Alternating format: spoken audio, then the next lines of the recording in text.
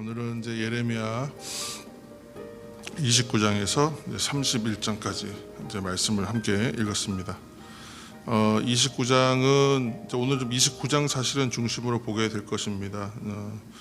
30장, 31장의 내용들도 굉장히 깊은 내용이고 이제 갱신된 언약, 새 언약에 대한 이야기인데 오늘은 29장에 이제 예레미야 편지거든요. 예레미야의 편지를 중심으로 이제 말씀을 좀 나누고자 합니다. 이 29장의 예레미야 편지는 적어도 4통 정도의 편지가 이제 편집된 것으로 이제 봅니다. 첫째는 예레미야가 바벨론으로 이제 첫 번째로 끌려간 포로들에게 보내는 편지, 그리고 스마야에게 보낸 편지, 바벨론의 스마야가 예루살렘에 있는 스바냐에게 보낸 편지, 그리고 예레미야가 또 추가로 포로들에게 보내는 편지, 이렇게 해서 이제 긴 한 통의 편지처럼 보이지만 그 안에 4번의 편지가 오가는 내용으로 되어 있습니다. 형식이 29장의 이 편지는 선지자의 선포를 통해서 백성들에게 포로 생활 이후에 대한 희망을 제시하는 것입니다. 그래서 우리가 이제 29장 5절, 6절 5절, 6절을 함께 읽겠습니다. 29장 5절과 6절입니다. 29장 5절 너희는 집을 짓고 거기에 살며 텃밭을 만들고 그 열매를 먹으라. 아내를 맞이하여 자녀를 낳으며 너희 아들이 아내를 맞이하며 너희 딸이 남편을 맞아 그들로 자녀를 낳게 하여 너희가 거기에서 번성하고 줄어들지 아니하게 하라. 아멘.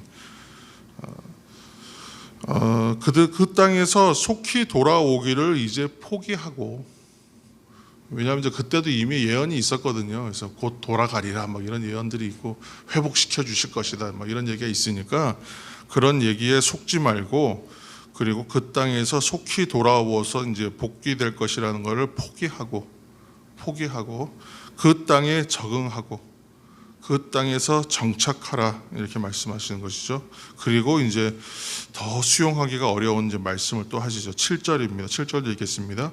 너희는 내가 사로잡혀 가게 한 그 성읍의 평안을 구하고 그를 위하여 여호와께 기도하라. 이는 그 성읍이 평안함으로 너희도 평안할 것임이라. 아멘. 바벨론을 위해서 기도해라. 거기서 이제 더 나가는 것이죠. 그래서 자신들을 끌어간 땅인데 그 바벨론을 위해서 기도해라. 거기가 잘 돼야 너희들도 평안하다. 이제 이런 내용이지만 한마디로 말하면 자신들을 짓밟아 죽이고 민족들을 다 살육하고 자신들을 포로로 끌어온 그 땅을 위해서 중보기도하라는 얘기이기 때문에 하나님의 이 뜻이 이제 무엇인가 하는 것을 한번 생각해 봐야 됩니다. 왜냐하면 이 말씀 안에는 좀 놀라운 의미들이 몇 가지가 있죠. 잘 이제 정리를 우리가 해봐야 되는데, 먼저는 이 전통적인 신앙의 체계를 무너뜨리는 하나님의 말씀, 지금까지 자신들이 익숙했던 신앙생활의 방식을 깨트리는, 의식을 깨트리는 말씀들이에요. 왜냐하면 예루살렘 떠나서 거기서 기도하는 것 자체를 상상해 본 적이 없어요. 이 사람들이 그 자기네 땅을 떠나서. 근데 그것을 떠나서 성전도 아니고 예루살렘도 아니고 이스라엘도 남유다도 아니고 전혀 이방의 땅인데 거기서 기도하라, 이제 그렇게 얘기하시니까 그게 일단 참 되게 새로운 것이고, 이것은 이제 새로운 상황에서는 새롭게 신앙의 삶을 시작해서 살아야 된다라는 이제 말씀이에요. 그러니까 우리에게도 주시는 말씀. 그러니까 매일을 신앙을 새롭게 하라는 말이 어떤 의미인가? 그래서 매일이 사실은 선교적 교회로 살고 사회적 교회로 살아야 된다고 요즘에 공공의 뭐 신학에 대한 얘기에서 나오는 얘기들인데, 사실은 하나님 말씀이 다 이미 있는 내용들이에요. 새로운 신학을 만들어내는 것이 아니라 어떠한 잊어버렸고 좀 간과했던 것들을 새롭게 지금 이제 끄집어내서 오늘날의 이야기들로 다시 재현시키는 것뿐이지, 지금 뭐 신학이나 뭐 이런 조류에서 나오는 얘기들은 다 새로운 얘기는 하나도 없더라, 그 말씀입니다. 그래서 그 땅을 이제 기도하라. 그 땅이 자신의 적국임에도 불구하고 저주의 대상으로 삼지 말고 중보의 대상으로 삼아라. 이것이 이제 일종의 선교적 명령이라고 이해해야 되는 거예요. 근데 왜 이럴 수밖에 없느냐? 예레미야 선지의 별명이 눈물의 선지자이지만 사실은 그의 정체는 뭐냐? 예레미야가 예레미야서 이제 1장 5절 예레미야서 우리 처음 읽었던 이제 1장 5절의 말씀 제가 읽을 텐데요. 내가 너를 모태에 짓기 전에 너를 알았고 내가 배에서 나오기 전에 너를 성별하였고 너를 여러 나라의 선지자로 세웠노라 하시기로. 아멘. 예레미야에 대해서 처음에 규정해 주실 때 뭐라고 이제 정체성을 밝혀줬냐면, 모태에 짓기 전부터 내가 이전부터 너를 이미 창조하여서 알고 있었다라고 얘기하시면서 널 구별해 두었는데 어떤 역할로 구별해 두었냐면 여러 나라의 선지자, 열방의 선지자로 너를 정하였다, 이렇게 말씀하시다.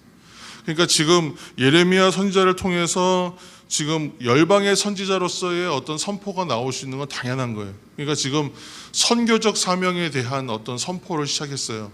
이스라엘 백성들에게는 거의 이제 생소한 이야기일 수 있어요. 그동안은 좀 갇혀 있었다면 이제는 전혀 새로운 상황이 되었잖아요.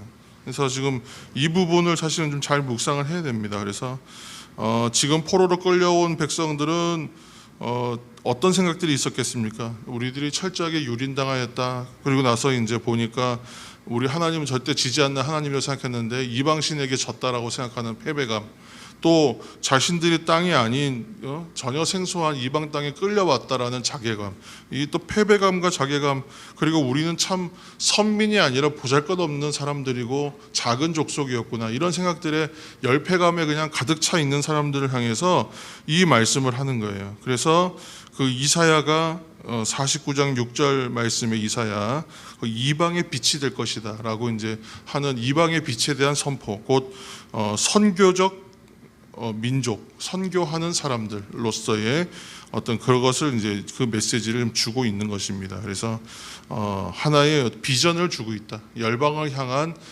선교적 사명을 가져야 되는 민족이 바로 이스라엘 너희들이다라고 얘기해 주는 것입니다. 그래서 그 이사야 49장 6절 밑에 있는 말씀 제가 읽으면, 내가 또 너를 이방의 빛으로 삼아 나의 구원을 베풀어서 땅 끝까지 이르게 하리라. 예루살렘 성에서 성소를 중심으로 신앙생활하는 삶의 자리가 다가 아니라, 그것이 본질이 아니라 거기에서 안 하기 때문에 하나님은 깨트려서 보내시잖아요. 그 디아스포라라고 했잖아요. 그러니까 못하면 깨트려서라도 보내서 밀어서라도 보내시는, 그리고 거기에서 이제 새롭게 시작하라. 거기에서 신앙이라고 하는 것이 뭔지, 하나님의 뜻이 무엇인지를 잘 분별하면서 그 땅에서 거기에서의 하나님의 뜻을 밝혀서 본질대로 살아내라 라고 하는 게 선교적 교회로서의 선교적 어떤 삶에 대한 이제 사명, 비전을 주고 있는 것입니다. 이것이 이제 어떻게 보면 그 당시는 뭐 지금도 되게 아주 파격적이지만 완전히 새로운 정신이에요. 그러니까 새로운 시대 정신을 예레미야라는 선지자를 통해서 선포하고 있는 거예요. 이 오늘날 우리 교회와 성도들에도 동일하게 주시는 메시지거든요. 오늘날 교회가 어떻습니까? 한없이 작아지고 위축될 수밖에 없는 오늘 현실을 살고 있잖아요. 그래서 위축되게 하는 또 현실이에요. 무슨 문제가 생겼다 하면 항상 교회 뭐 이래가지고 아이고야 또 시작이구나, 우리는 이런 생각이 계속 들거든요. 위축되게 돼요. 근데 그때야말로 뭘 가지라 하냐면 더 넓은 하나님의 뜻을 펼쳐서 우리가 살아내야 될 부분에 대하여 비전을 품고 살고 기도해야 된다라고 말하는, 무엇이 기도의 근거이며 이유가 되는가. 오늘 우리가 이전에 본문들을 읽으면서 뭘 하나 발견하냐면, 하나님께서 기도를 듣지 않겠다 하셨거든요. 기도하지 말라 그랬어요. 선지자에게도 중보기도 하지 말라 그러고 기도의 문을 닫으셨다 그랬잖아요. 그런데 지금 갑자기 이 말씀을 하시면서 기도하라고 얘기해요. 기도하라. 이거는 이제 기도의 문이 열린다는 거거든요. 그래서 이 기도하고 이렇게 기도하면서 자신들의 비전을 발견하도록 하나님께서 기도를 막으셨다가 이제 기도를 열어주시는 것과 같이 그렇게 이해할 수 있는 것입니다. 그래서 7절 말씀에 이제 보시면 이제는 기도하라 이렇게 명령하고 계시는 거죠. 그래서 기도의 문이 이제 열렸다는 것은 이제 회복이 시작되었다는 거예요. 이 자체로. 물론 이 일들이 완성되어서 실제로 드러나는 일은 앞으로 언제요? 70년 후에나 일어날 일이에요. 지금의 세대가 한 세대가 완전히 이제 그 모세의 시편이 있잖아요. 모세의 시편에 보면 인생에 대해서 뭐라고 했냐면 70세 정도를 한 인생으로 봅니다. 강건하면 80이다 뭐 이랬잖아요. 그러니까 그것처럼 70세 정도 살면 한 세대가 끝나는 거예요. 물론 실제로는 한 30년 기준으로 해서 한 2세대나 3세대를 보통 말하는 것이지만 70년이라는 건 되게 상징적인 의미였거든. 실제로 딱 70년을 센 게 아니라 70년이라는 의미였어요. 그런데 실제로 역사를 반추해 보니까 느부갓네살 지금 왕이 이제 침범해서 멸망하는 시기부터 이제 이 바벨론이 멸망하고 페르시아 고레스 왕이 정권을 잡을 때까지가 약 66년.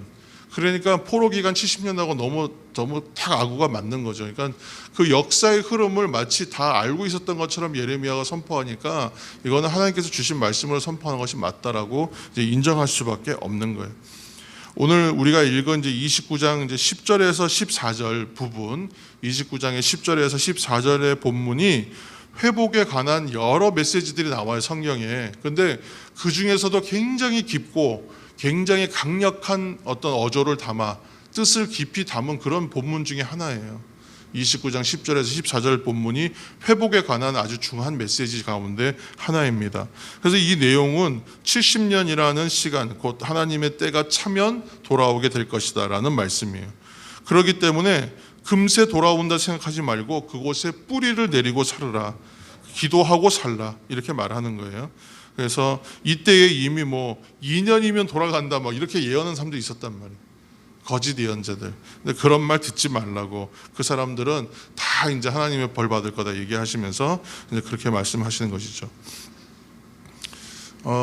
아무튼 지금 이제 예레미야를 통해 주시는 말씀은 희망의 메시지다.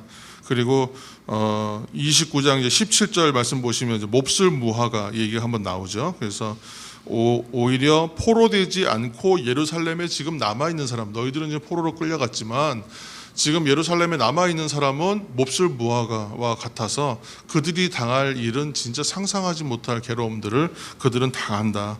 그렇게 이제 얘기하면서 오히려 지금 너희들이 더 잘된 거다라고 이렇게 위로해주는 또 메시지이기도 합니다. 그 예언서를 통해서 우리가 계속 보는 건 결국은 하나님의 선포, 선지자를 통한 선포에는 크게 두 가지 축이 있다는 거죠. 하나는 심판, 또 하나는 회복과 구원. 이 두 개의 축을 가지고 메시지를 예언자들이 전하고 있습니다. 그러므로 모든 결론들은 그래요. 심판의 메시지가 거의 한 70%, 80%, 90%예요. 그러나 심판이 목적이 아니고 심판이 결코 주가 아니고 심판이 마지막이 아니라 심판 이후에 오는 구원, 그것이 예언자들이 전하고 싶어하는 마지막의 궁극적인 메시지이다. 그 메시지가 있기 때문에 심판에 대한 얘기를 할 수 있는 거예요.